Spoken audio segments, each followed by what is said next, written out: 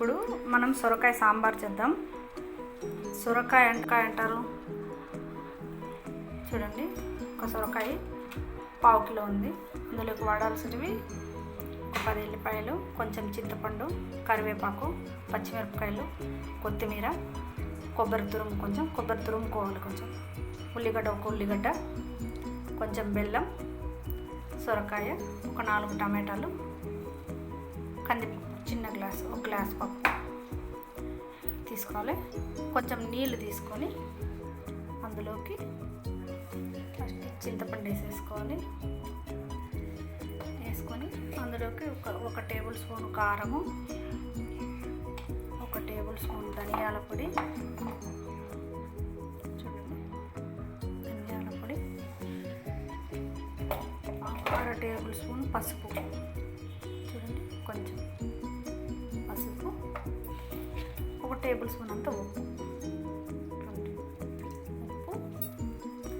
ఈ బెల్లం ముక్క కూడా ఇందులోకి వేసేసుకోవాలి. కొంచెం సాంబార్ పొడి, సాంబార్ చేయాలి కాబట్టి కొంచెం సాంబార్ పొడి, కొంచెం అంటే 1 స్పూన్ వేసుకోండి, టేబుల్ స్పూన్ 1 స్పూన్ సాంబార్ పొడి. ఇది నానుతా ఉంటే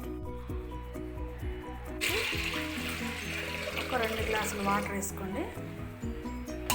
ఇందులో కరివేపాకు పచ్చిది వేసేస్తే మంచి స్మెల్ వస్తుంది.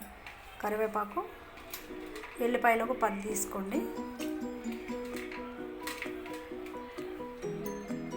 10 ఎల్లిపాయలు, ఒక పచ్చిమిరపకాయలు ఒక 10.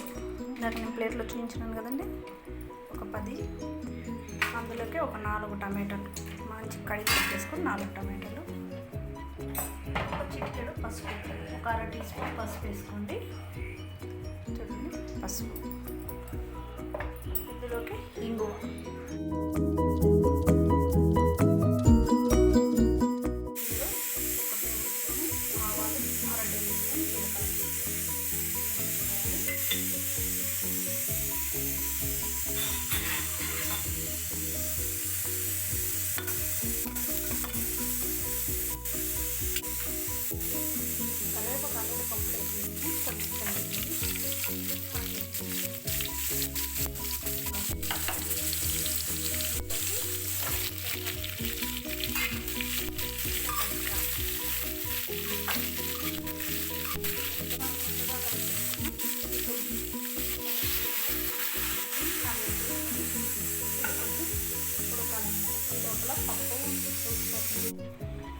ఇదిగోండి పప్పు 4 విజిల్లు వచ్చింది, బాగా ఉడికిపోయింది మెత్తగా.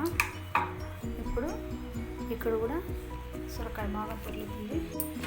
కొత్తిమీర, కొబ్బరి వేసేస్తాను. పప్పు వేసేసుకోవాలి.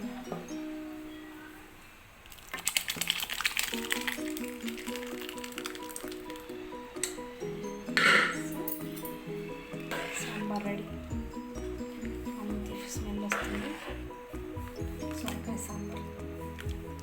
ఇంకా చిక్కగా కావాలనుకుంటే పులుసు కొంచెం తక్కువ పోసుకోండి. చాలా ఒక 5 నిమిషాలు ఉడకబెట్టేసి దింపేసుకోవచ్చు అన్నమాట. చూడండి సొరకాయ సాంబార్ రెడీ.